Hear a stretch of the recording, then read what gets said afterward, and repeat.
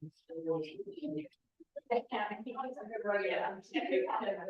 actually have them there, right? On the building.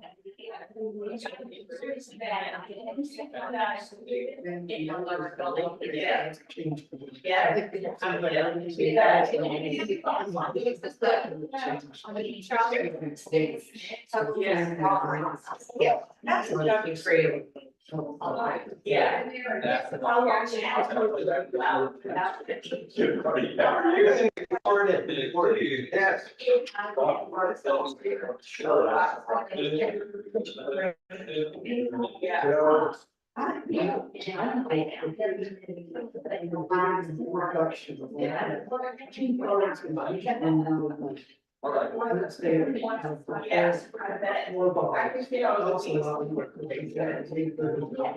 All these wires over here don't work anymore.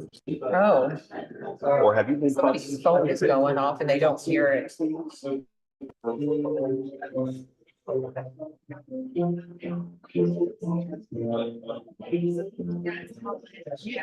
Goals are, which paper has the goals? The goals. Yeah, that These was. three, right? Yeah. Perfect. It's not working for the microphone.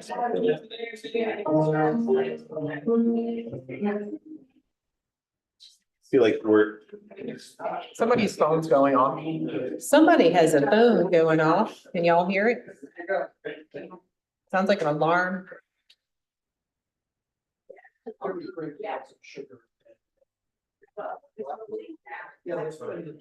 was.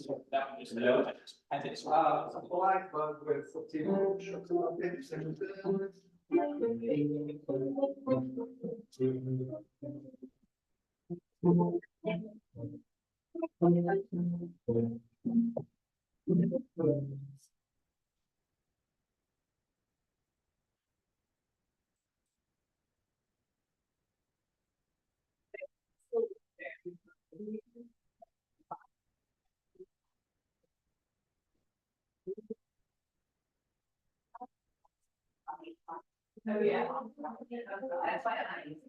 I don't know.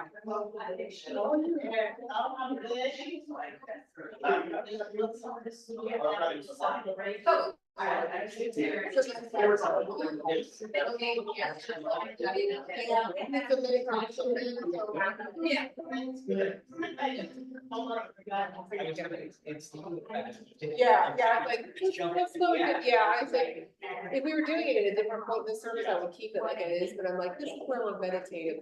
Or at least we're attempting to be. I figured it's gonna be really close. I tried to shut it yesterday. So I said, today, here. And I thought, yeah, that's cool.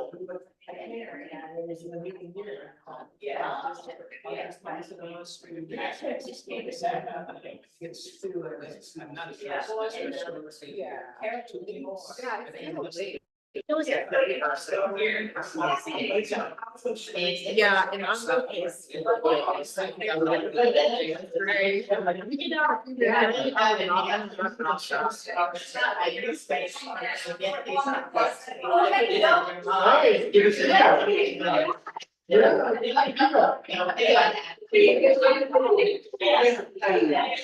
Yeah, I think that's when we were doing the first back to.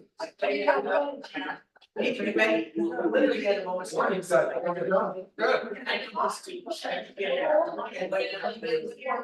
the subtle started. Is it maybe 16? It started on.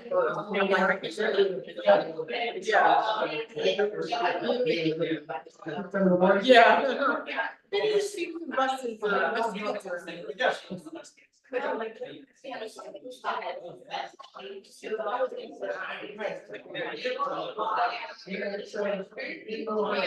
we like kids, so it's like,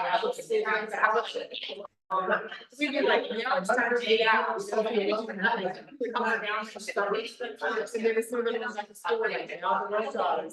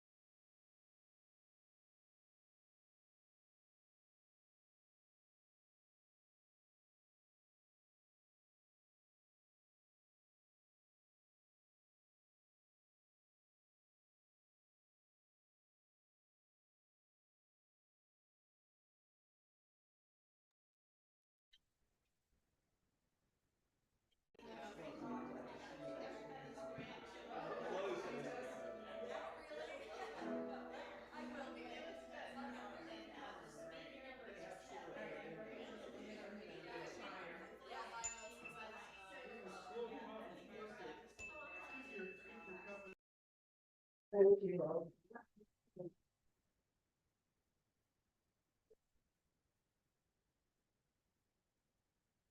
morning. We are going to begin our service today with our gathering hymn, A Peppy Little One. It is number 361, Enter, Rejoice, and Come in the gray hymnal. Please rise and body your spirit to sing 361. And all the last two bards to first.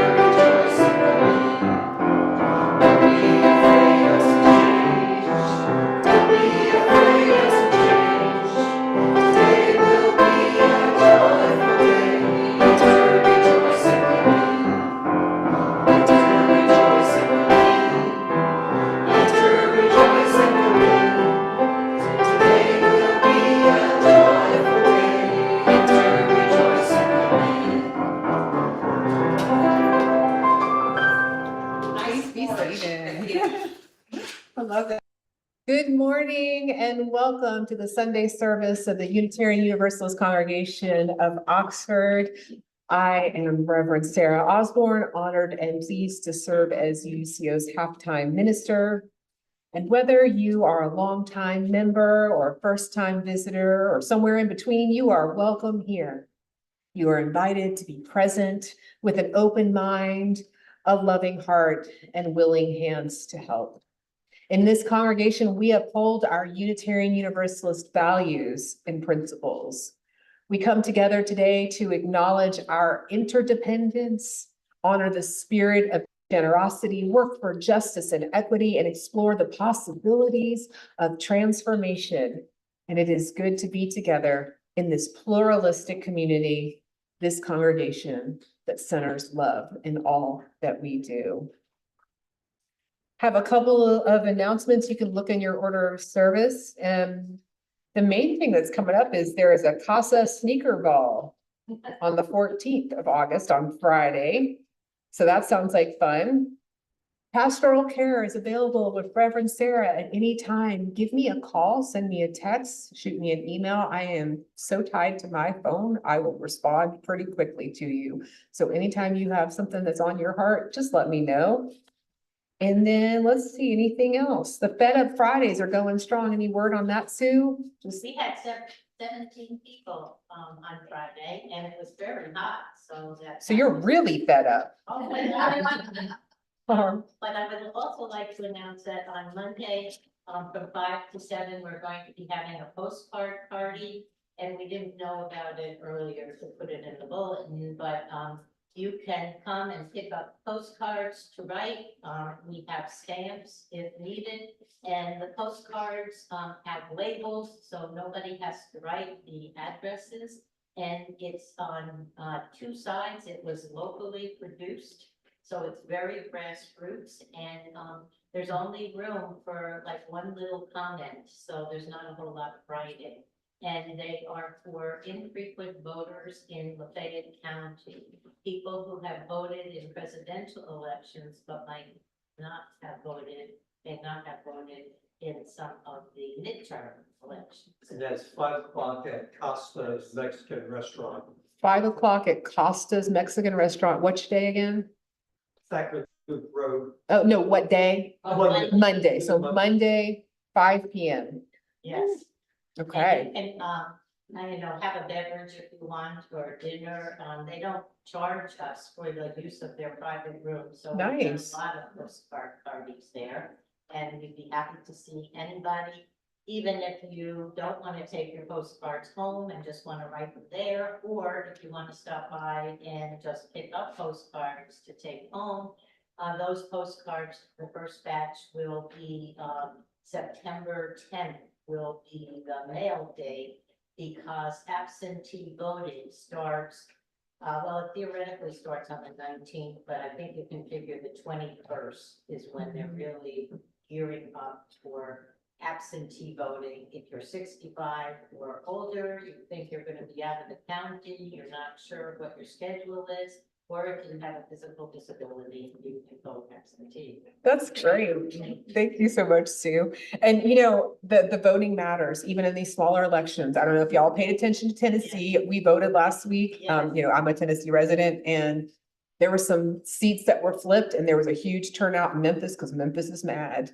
And speaking of which, on the third weekend in September, we are hosting a UU The Vote Solidarity Summit that is sponsored by the Unitarian Universalist Association in Memphis. It is free to attend. Meals will be provided. There is some possibility of home hospitality. It is going to be amazing. It is Friday night to Sunday afternoon. There's going to be programming about how to disrupt authoritarianism, fascism, faith and democracy. We have the Memphis Interfaith Coalition for Action and Hope showing up, the Tennessee State Action Network of UUs. So people coming from across the whole state, and we're inviting everybody within a 6-hour radius of Memphis. That grabs a lot of people to show up and be supported by the association. Also an opportunity for us Oxford people to be like, hello, UUA, remember us? We are here fighting the good fight in Mississippi. So it's a lot of work to pull off, but I'm very excited about it. The first night we have someone speaking, Emily Yellen, who is a Unitarian Universalist, and she wrote a book with Reverend James Lawson about the civil rights era. That's going to be our kickoff. Saturday is all kinds of training and hands-on civil disobedience type stuff, how to do the voting things. And then Sunday, we're going to have a service at Neshoba that's going to have lots of different people. And then we're going down to the National Civil Rights Museum at 1 o'clock. We're going to have a whole bunch of speakers, and it's going to be capped off with Representative Justin Pearson. It's going to be the finale of that. So it's going to be real exciting. So if you are in September 18th through the 20th. Are you sending out information about it? Do what? Are you sending out a bulletin about it? Yes, it's going to be in the our communications and in the newsletter, and there's like a link to sign up. And we'll make sure that gets out in the weekly email as well. So if you're interested, it should be pretty exciting. Oh, well, all that out of the way, I would also like to remind you that we have brief gratitude and growth slips that you can get from Martha, maybe. They're at the front. And they're at the front table, and please write those out and then put them in the offering basket when that goes around later in the service. So today's service is called Ministry is Collective, which means all of us are in this together. Today, we're going to envision the possibilities for living into our mission together. Ministry is a liberatory act. So we are going to consider this time to discern how we're going to center love in what we do, because we are all needed on the road to freedom. So let us be here now. Let us settle in, breathe in some peace, and let out love. And we will begin our time together with this call to celebration. From my colleague, Kimberly Quinn Johnson. We are the ones we have been waiting for. We are not perfect, but we are perfectly fitted for this day. We are not without fault, but we can be honest to face our past as we chart a new future. We are the ones we have been waiting for. May we be bold and courageous to chart that new future. May we have faith in a future that is not known, because we are the ones we have been waiting for. So therefore, come and let us celebrate.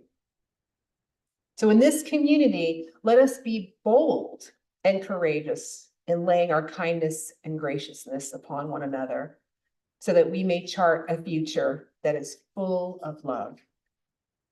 Let us engage in the opportunity to welcome and strengthen the bonds of belonging and celebrate all that is sacred by offering one another a gesture of holy hospitality. You are invited in a moment to share with the people around you, offer a handshake, a hug, a word of welcome. And of course, as a matter of consent, if you prefer not to engage, simply place a hand over your heart, close your eyes, and people will honor your choice not to participate.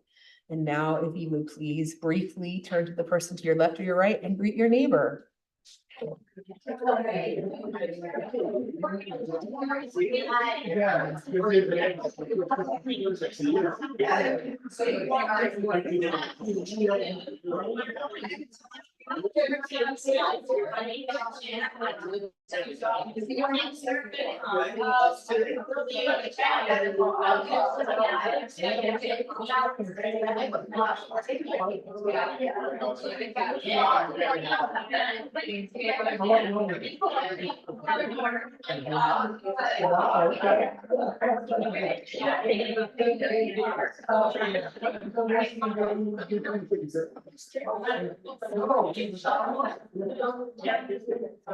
And now, with our hearts centered in love, let us light the sacred symbol of our Unitarian Universalist faith, our flaming chalice. Michelle's going to light for us. And this, because today ministry is collective, I'm really going to have us be interactive today. And so our chalice lighting is going to be a responsive reading. You'll see in your order of service, the callback words are, "We are not alone." And I will point to you when it's your turn to say that, okay? We are not alone. We are this flame, ancient as the stars, new as the vulnerable spark. We are not alone. We are this chalice rimmed by the spiral dance of searching. We are not alone. We are the light soaring, the shadows deepening, the dance between them. We are not alone. We are the heirs of the tribes and their fires, the healers and their circles. We are not alone. We are here. We are here for ourselves. We are here for each other. And we are not alone. And now, y'all, I'm working on my tablet this Sunday because I had some stuff to add. So this is a new experience. So hopefully it doesn't break on me. I know, but it still here is my backup, but we're trying to be brave today. Good work. So thank you. Please join me in a celebration hymn. This is number 311 in the gray hymnal. It is "Let It Be a Dance." This is another jazzy, folksy tune, 311. Done it for a while, so I'm gonna do the last page of the song. If you get to. Please rise and body your spirit as you are able.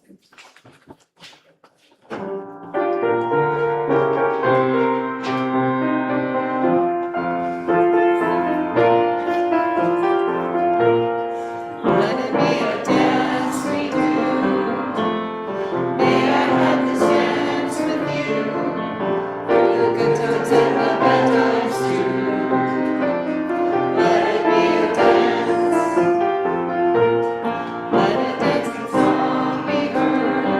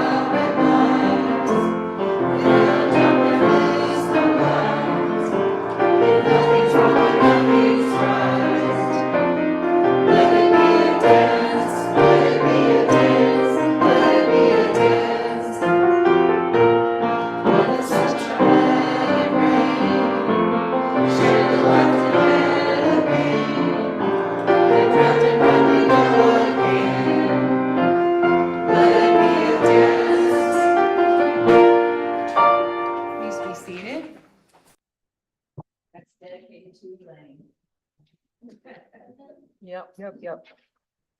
So we have a time for all ages, and I'm calling this a dance of common ground. So I know y'all were just standing, but we're gonna get our workout today, so we're not gonna fall asleep because I know a lot of us are tired. So I'm gonna read some statements and then I'm gonna invite you to an action if you have experienced these things. So for the first one, wave your arms if you've had a pet. All right. Stomp your feet if you've moved to a new place. Wiggle your fingers if you've ever felt left out.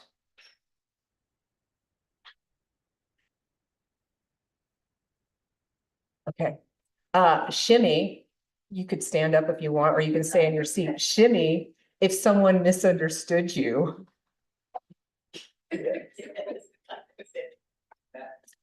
Okay. Clap if you've ever changed your mind about something important. Okay. And stand if someone's kindness surprised you. So just take a quick look around and then you can sit down. What we've discovered through this action is that we all carry experiences that connect us, moments of joy, times we've been misunderstood, seasons of change, and acts of unexpected kindness. And those shared experiences don't erase our differences. They remind us that our differences exist alongside a common humanity. And that's hard to remember sometimes. But none of us is alone. And all of us are making our best way through being human, some trying better than others maybe. But the most important thing, the thing to hold on to, is that we are not alone. And one of the enduring commitments of our faith is to affirm and promote the inherent dignity and worth of every person. It's a blessing and a challenge. And we also know from the seventh principle that we are all connected in the web of life. And therefore, we have a real opportunity to share our stories with one another, to share our stories with the strangers and the neighbors, and then find our common ground and lift one another up in beloved community. Because that's what's going to save us all in the end.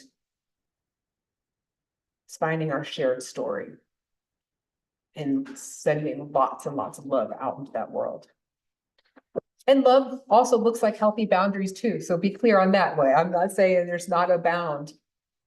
We can be clear about what love looks like for all of us. And it be so.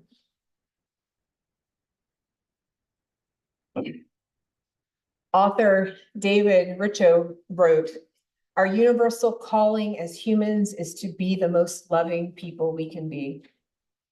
And we can practice our calling to love through acts of generosity, supporting our partner organizations, and the mission of this congregation is a symbol of calling ourselves to love." At UUCO, our Sunday collection is always split, with half going to our monthly Share the Plate designee and half going to support the mission of UUCO. And our Share the Plate recipient this month is Love Packs, which provides supplemental food for school-age children in need on weekends and holidays.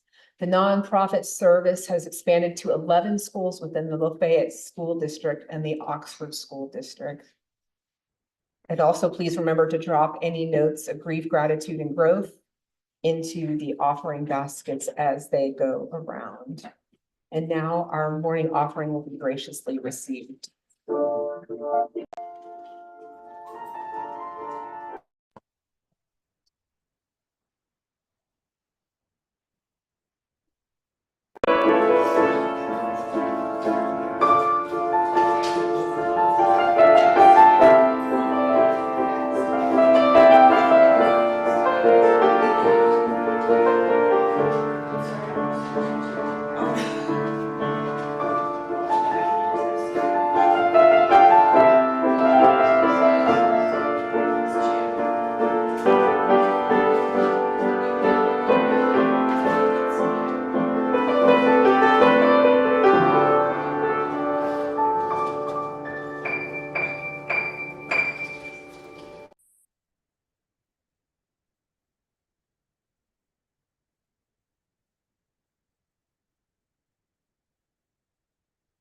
By the work of our hands and the work of our hearts, our love is made real. As we acknowledge our gifts, may we be grateful for all that is given and all that is shared.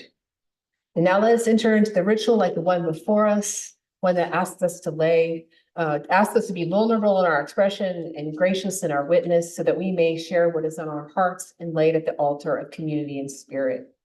Using a pebble dropped into a bowl of water to symbolize the ripple effects of the events of our lives upon the larger community, we will now share the grief, gratitude, and moments of growth that have touched our lives since we were last together.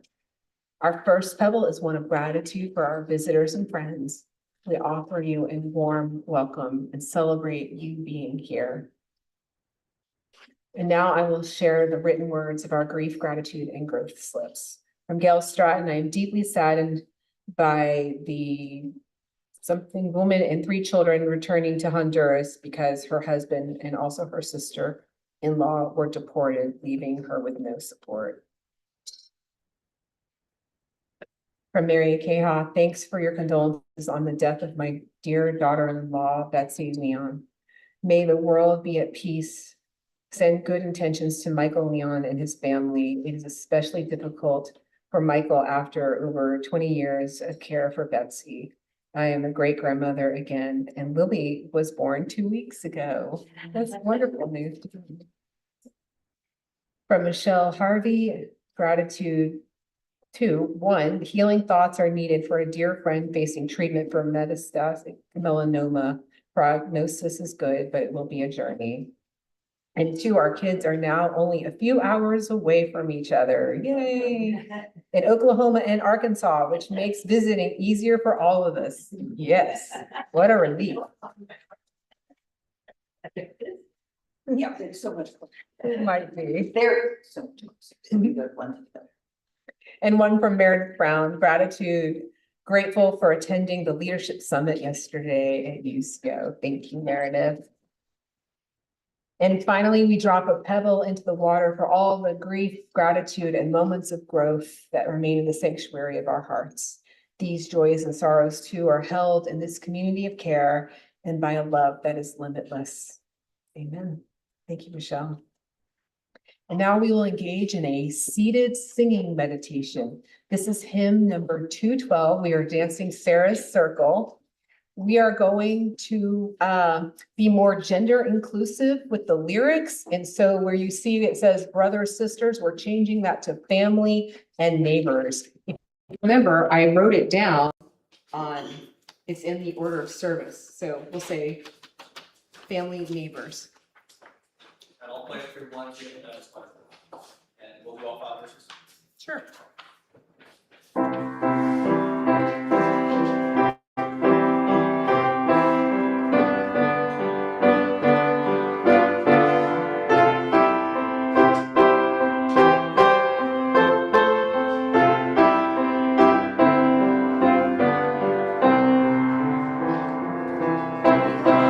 Dancing, Sarah, circle.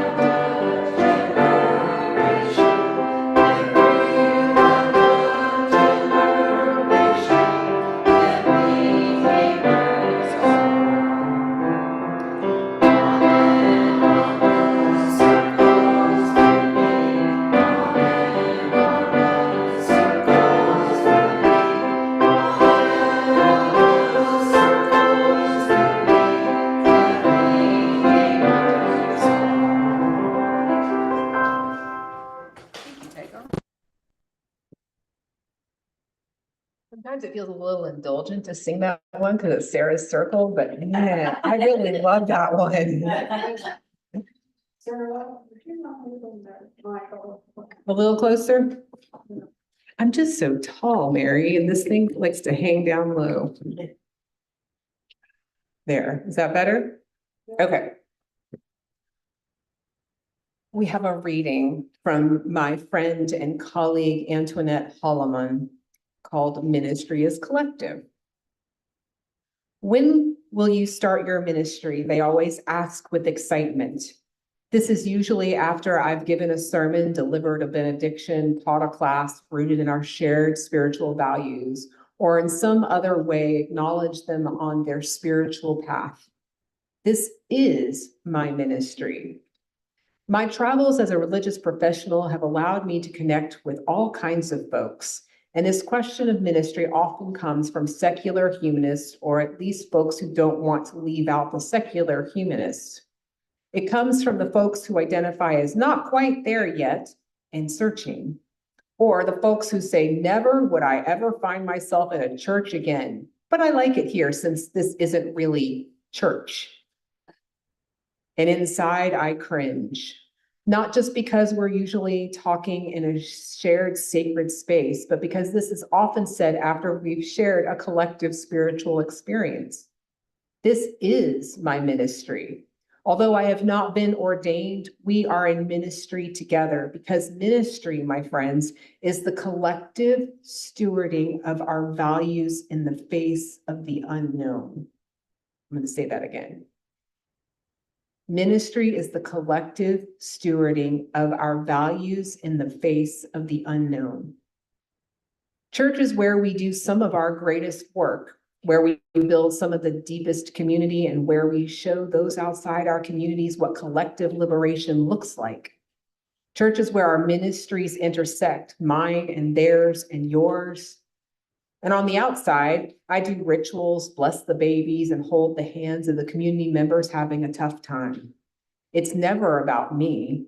Our shared ministry is making this life livable in the best and worst of times. And we can only do that together.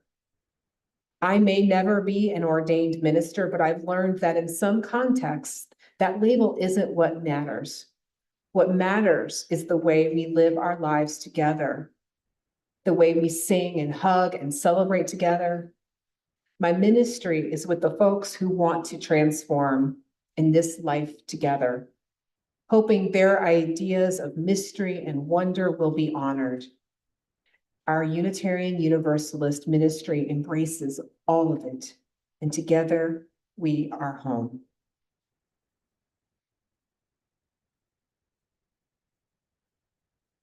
So our second reading is for all of us to do together. You will notice in your order of service that I have affirmation of UUCO's mission. I think it's important that we look at this periodically to remember what we're about. And so if you will join me in reading this together, I would appreciate that. To provide a caring intergenerational community that fosters spiritual growth through free thought and discussion with respect for personal beliefs, seeks the wisdom of many religious traditions and of ourselves, celebrates diversity, and encourages the expression of personal ideals in service to people, other life, and our planet. What do you think about that? Is that a good mission? Is it still good? Because the cool thing about Unitarian Universalism is we're always an evolving, growing, changing faith. And so our covenants, our missions, our visions are always up for reflection, review, change, keeping the same, all of those things. What's important is that we recognize our mission is explicit, right? We can't be all things to all people, but we can certainly do these things. There's wiggle room in what that looks like, right? And we hope that it holds us all accountable. Reverend Dr. Sophia Betancourt said, when Unitarian Universalists affirm that humanity is inherently worthy, when we give our time and our resources to strengthen partnership and show up in faithful witness, we are refuting the stories of the day that attempt to convince us that human goodness is impossible. That's what's special about our faith. The fact that we do believe even the people we don't like. I mean, that's hard, right? Like that's probably one of the biggest challenges of being a UU is to hold the tension between inherently goodness is there and then reconciling really bad behavior. That's a big challenge.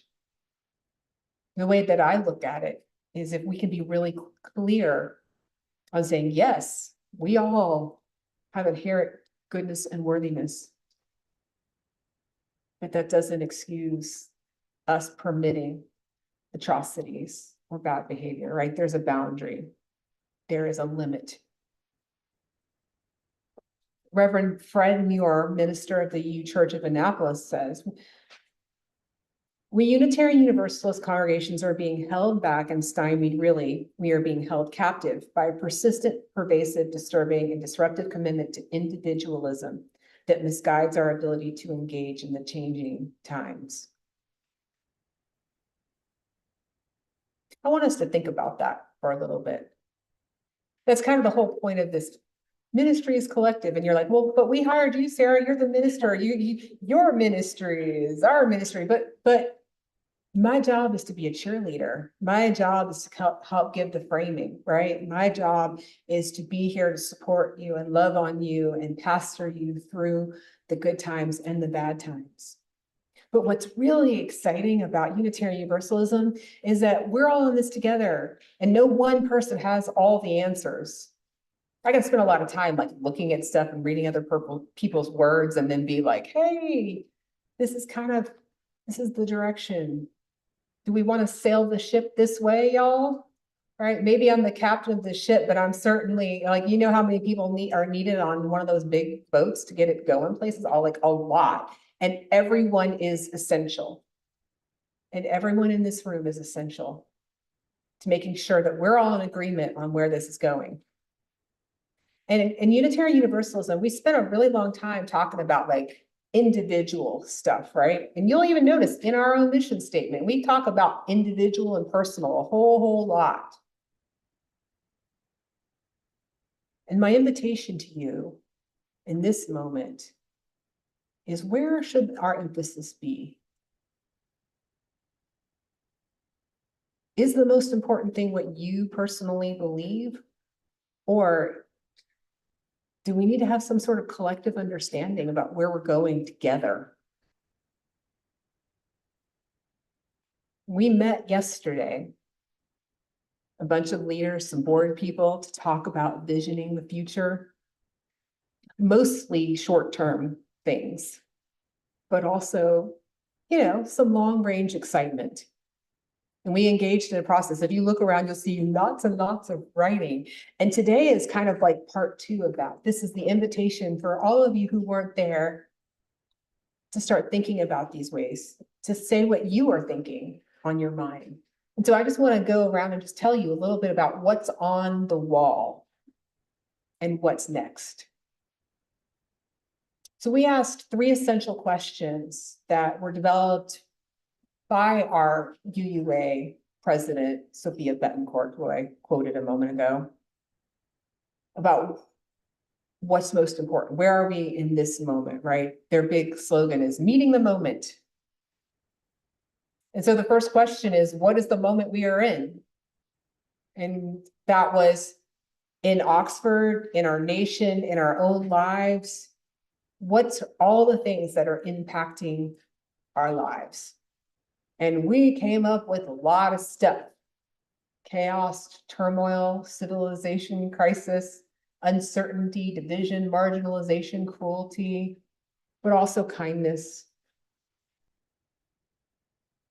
the juxtaposition between having a great personal life and a terrible collective experience. Both things can be true at the same time.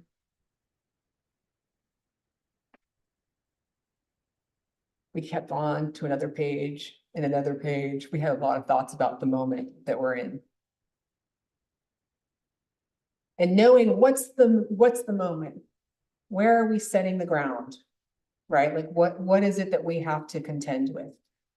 Then the next question was, what are the most urgent needs and important opportunities of this moment for UUCO?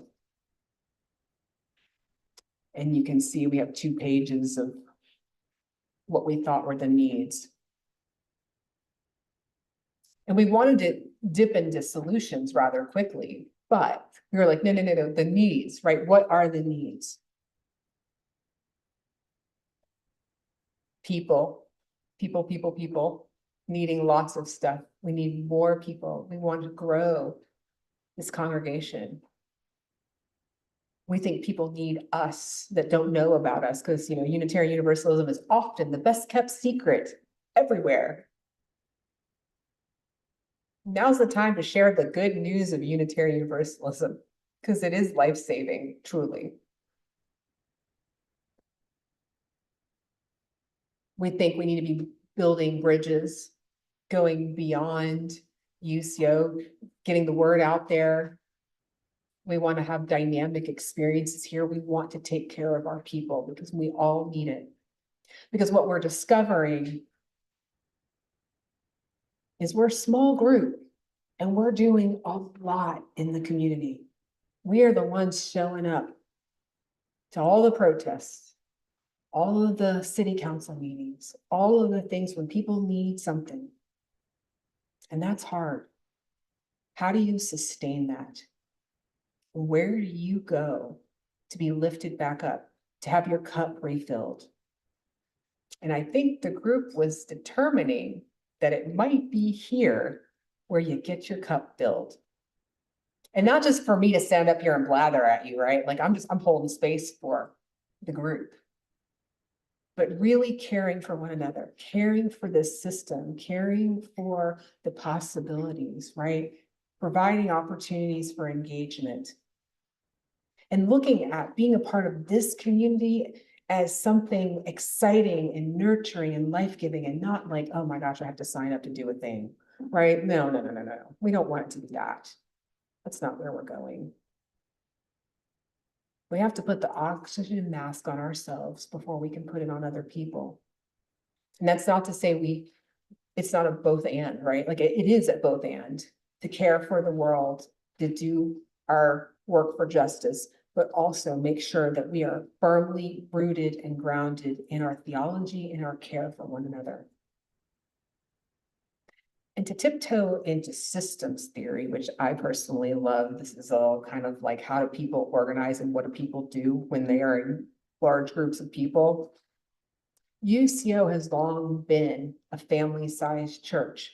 That means we just are kind of all in the know, right? You talk to each other, you care for each other. You're like, oh, I talked to so-and-so, we need to do this, and you just take care of it. You act like a family. But if we want to grow, we have to start thinking in bigger terms. And that means having processes and systems and really good communication that loops lots of people in.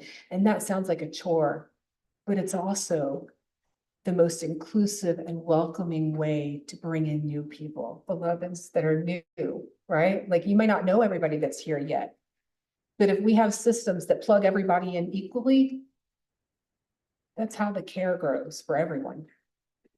And the potential.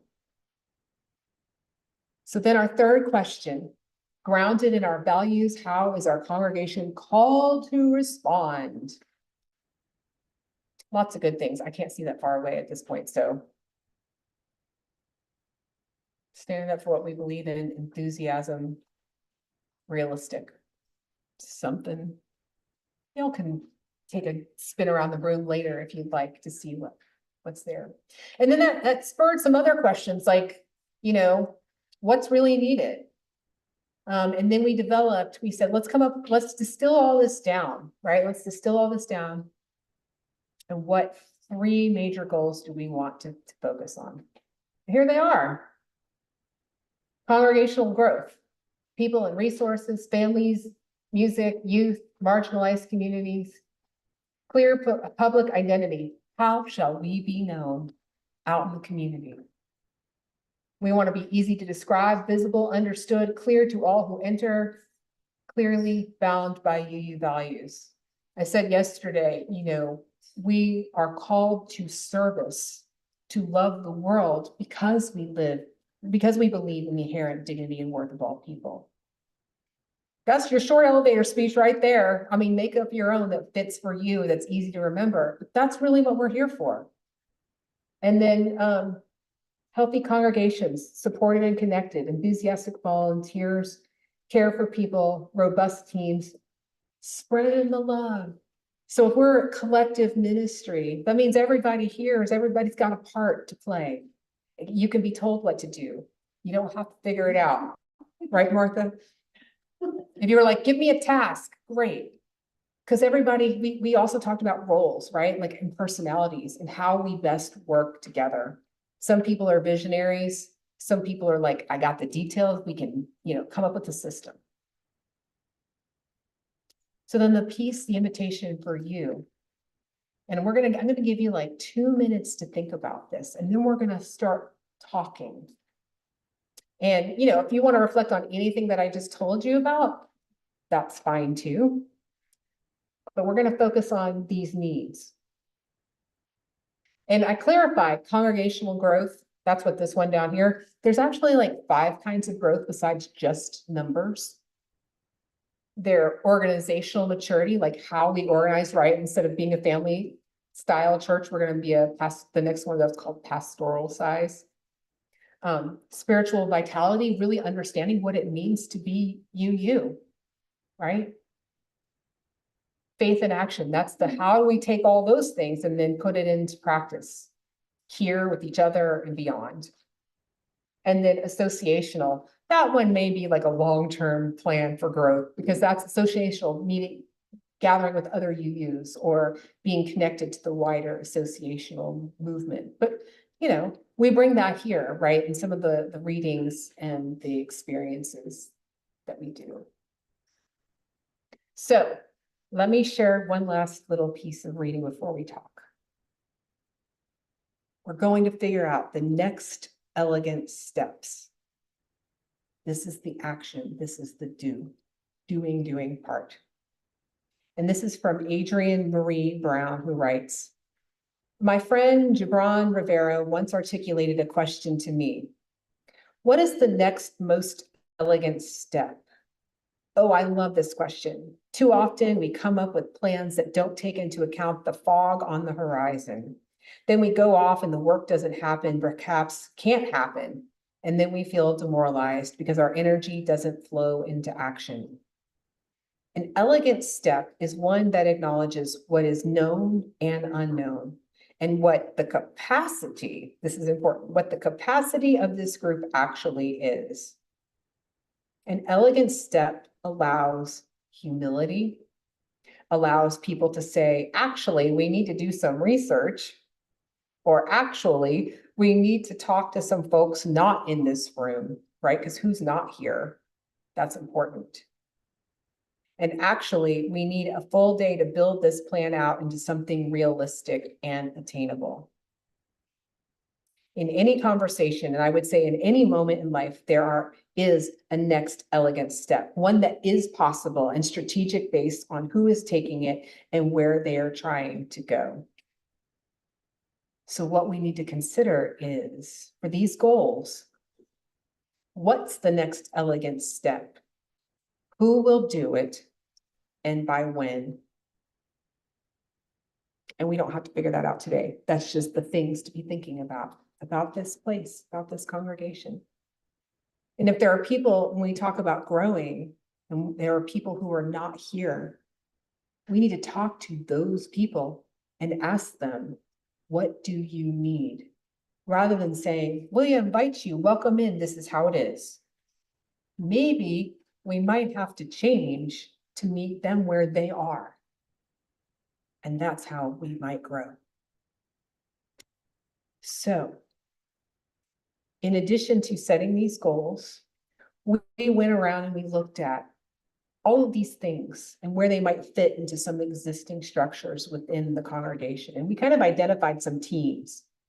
Sunday services, that's pretty much everything that happens today. Finance, that's a real fun one. That's the money. Buildings and grounds, that's taking care of the place and the space.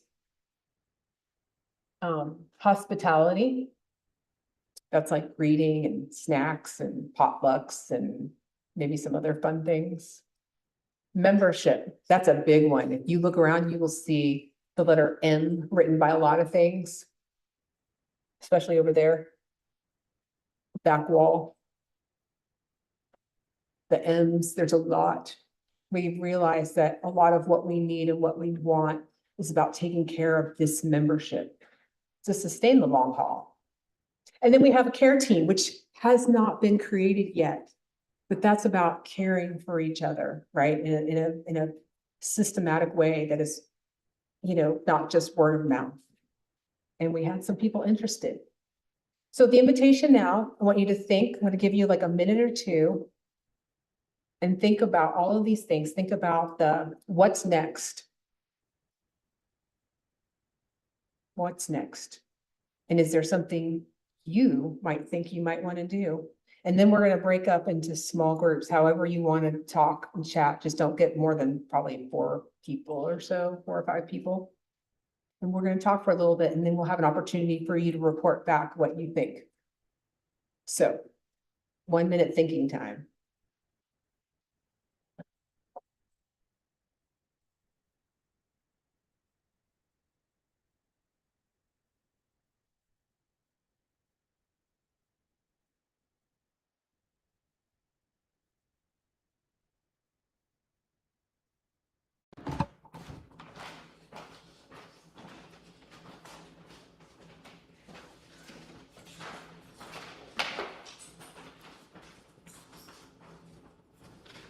And you are welcome to get up and move around if you want to look at some of this stuff.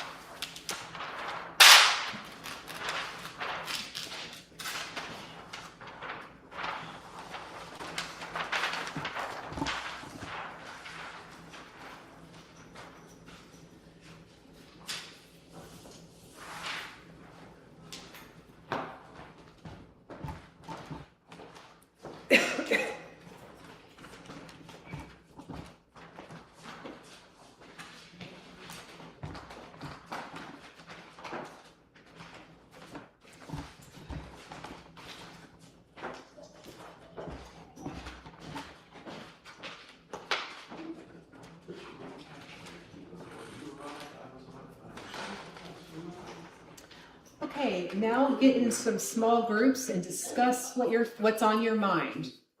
There's no wrong answers. We'll discuss for about 5 minutes. It'll take about 5 minutes.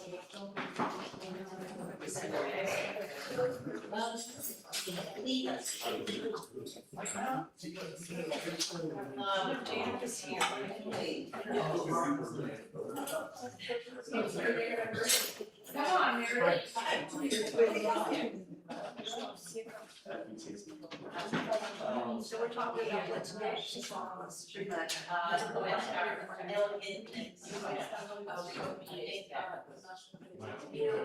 City world, this makes me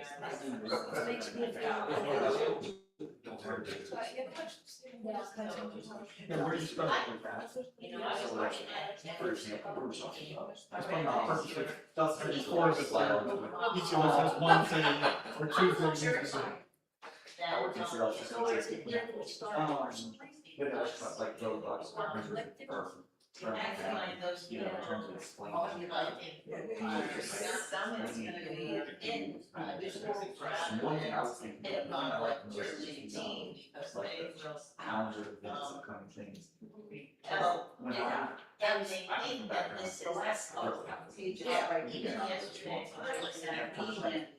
One was the city, or the services made on this, and this is what we wanted to, she was sick. Okay, keep going. She was sick. That's. Of course.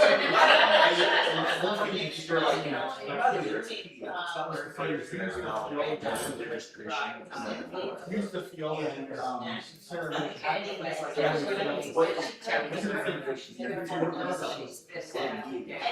That's good.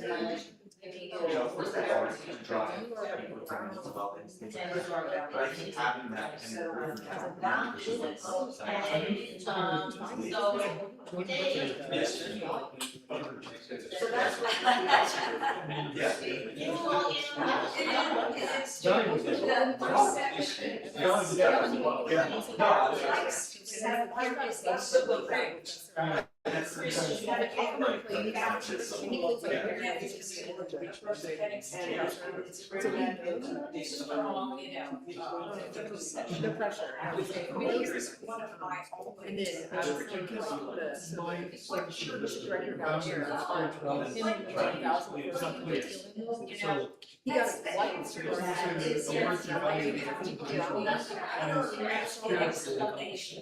light. And it's just how much.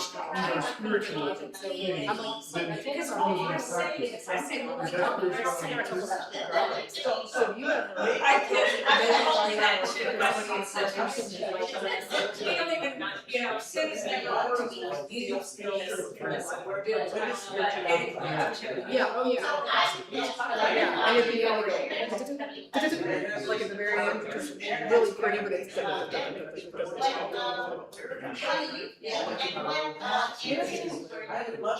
Yeah, there may be or there may not be. I just didn't have that conversation.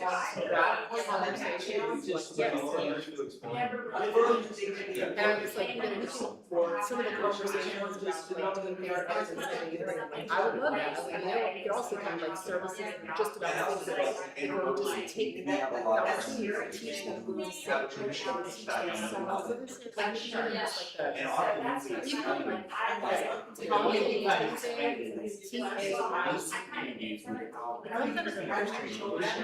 I think it's like, and I think we have some.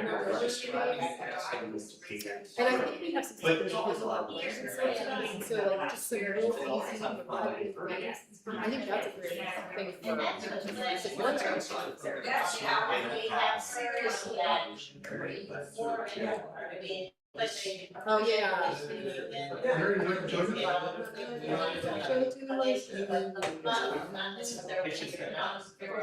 Yeah, I know. Yeah, they're good. I know what you're talking about. Like, I think they might be choir, you know, or sing more. And so that was part of it, and we sold me when I did banking for her. And, you know, so it was, but really, it starts with kids need something to tell these people when they say, we're gonna go to church. And, so. Or and I said, you want to do a field service on like protest songs, right? Like there's like chants. That's another great one. And people comment, making a joyful noise, you know? Okay.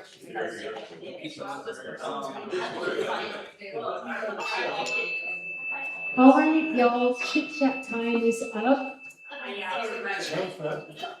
And I'm gonna invite like maybe one person from each group that to kind of just summarize some thoughts. And so that the people who are online can hear, I'm gonna ask if you would just like speak into the tiny mic. This won't project you in this space, but it will get you on the computer. So please speak loudly. Anybody want to speak first? Sue, you look like that hand was creeping. So we were looking at membership and thought that we had two people who are new here, Meredith and Ruth is a visitor. And so we asked, well, what got you here? And Meredith, eventually, we heard that a child is either coming home from school, as Martha had years ago, or Meredith, who's looking for a church that will have the same values that she has, but how to pass them on to a child. So that meant that our next elegant step for us had to do with how do we infiltrate that undecided group who would be happy to come here if they knew what we were like. So a real good PR campaign is the next step. A good PR campaign. right. Yeah, Thank I you guess for that. that's what you would say. Awesome. Anybody else want to speak? Place, and then you can have it. Part of the problem is. Well, it's a chicken and egg situation, right? I mean, we have a great program. It's just there's not kids, so the kids got to come and they'll have. Do you want to speak? Or I'll hold forth any old time. Yeah, I mean, I really do think that we used to have lots of kids and we used to attract a lot of families with kids for the very reason that they needed the kids here wanted to have, or the parents wanted the kids to have a church, and yet they didn't want to be a traditional church. And so we had lots of families through here, and I used to teach the kids, and it was fun. And but like I say, a lot of our membership was families with kids, but I think we sort of lost that.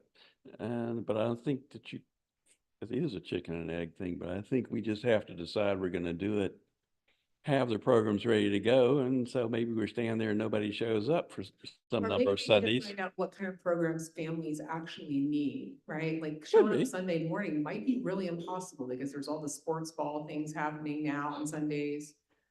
So maybe the question that we need to do is get out there and talk to people that have kids and say, what do you need? Some of them may be like, I would like free childcare on Friday nights. Well, maybe then the congregation comes up here and we do RE on Friday nights with all of you helping. I mean, that's a possibility. Although, other churches seem to get by on Sunday morning in spite of other things going on. We are at a disadvantage that we don't have the fear of God making us show up. No, but But we do have a saving message that all are worthy of love, and I think that's worth showing up for. oh, I agree. Very much so. Thanks, Paul. Who else wants to speak? So one of the things, and it's kind of small, but one of the things I was talking about is, and it goes into explaining what we do and our congregation and Unitarian Universalism and all that, is one of the things I really liked. I was looking over here at the upcoming events, and I think it would be great to put together what are the things we celebrate throughout the year. So when we started coming in November, of course, it was around the holidays, and there were a lot of, holiday celebrations that we did on Sundays.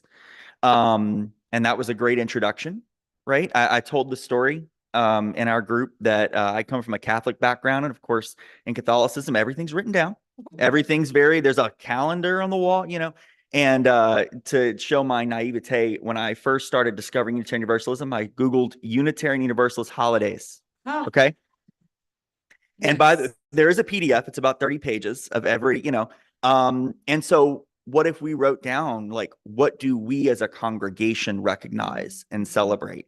And that's a way for us, one, we can get more people involved too, but also to be able to easily say, hey, there's something coming up at UUCO. Come join us. Come see it.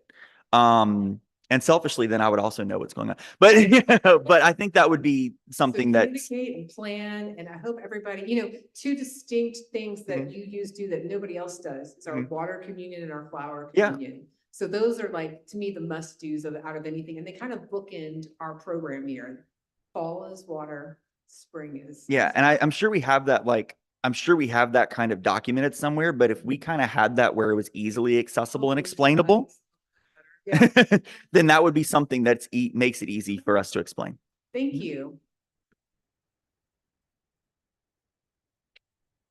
So we talked about the challenge of identifying our theology and defining theology not as a study of God, but as what's most important, what's transcendent in our lives, and how do we bring that into our daily lives, and having room to talk about that, reflect on that. What were the challenges of this last week? Where did we run into those challenges of affirming the dignity and worth of each person, or seeing that we're interconnected, or seeing those places? Yeah, So live I in think that. that's really important. Thank you, Gail. Was And that I think, adequate? Yeah. figuring out the time to do that, right? Like, cause I've tried doing like some adult RE before church on Monday nights online, and it's always sparsely attended, but like getting people excited to show up to actually, because that is the best way. My background as a religious educator, so the best way to learn about Unitarian Universalism is to teach it. And that's not necessarily to kids, but to each other, right? And so if y'all want to commit, we can make anything happen. So if you want to commit to showing up, to having a thing, to having a conversation, even if it's a talk back after the service. Services are great. They're the backbone of this place, but it doesn't have to be the only thing. And the other thing I want to like end on, because we're already over, UCO is going to be celebrating its 30th anniversary this year. The end of in April is the actual date, but I think, we're going to celebrate, I think, all year long, because that's a major, major feat that this place, this community, this tiny and mighty liberal faith community has existed for 30 years, despite all the things. I have the theme of next year, 30, flirty, and thriving. Oh, I'm gonna make you a t-shirt. Say it in the microphone. Just put it. I'll make you a personal t-shirt that says that, Martha. 30, flirty, and what? Thriving. And thriving, okay. There you go. All right. Y'all, thank you. Michelle has captured some of these notes, including Martha's great suggestion for our t-shirts, because we do want to have t-shirts. So that might go on the front, with some values listed on the back. And y'all remember our cute little jet pig is not here just because it's cute, but it also is an acronym for what our values are. And if nothing else, you tell people that, justice, equity, transformation, pluralism, interdependence, and generosity centered in love is what we're about. All right, and now let us end our time with a moment of silent reflection and prayer. Yes, I'm doing prayer because you can pray. Spirit of life, who draws us together in a web of holy relationship, make your presence known with us and in us and among us. Remind us that we are not alone in history. Ignite us with the courage of the living tradition. Remind us that we are not alone in entering the future. Anchor us with patience and perseverance. Remind us that we are not alone in our time of grief and pain. Comfort us with your spirit, manifest in human hands and voices. Remind us that we are not alone in joy and wonder. Inspire us to honor and extend the beauty we find in this world. Divine music of the universe, let our hearts beat in diverse and harmonious rhythms, cooperating with an everlasting dance of love. May we move with the rhythms of peace. May we move with the rhythms of compassion. May we move with the rhythms of justice. Source of stars and planets and water and land, open our hearts to all our neighbors. Open our souls to a renewal of faith. Open our hands to join together in the work ahead. So be it, blessed be, and amen.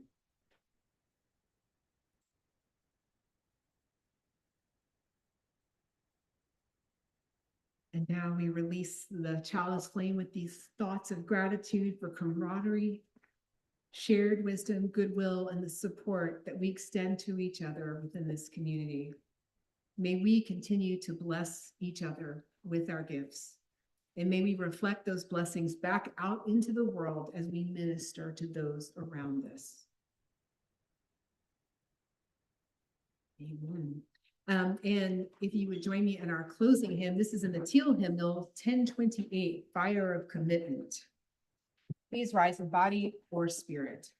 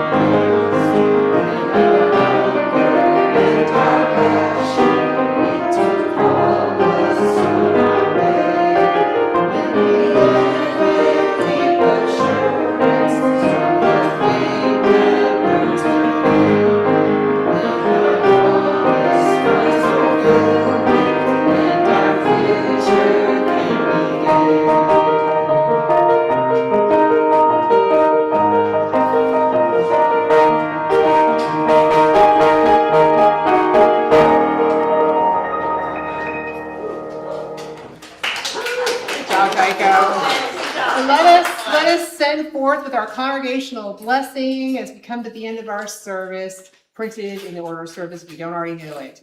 Go in peace, believe in peace, create peace, be peace.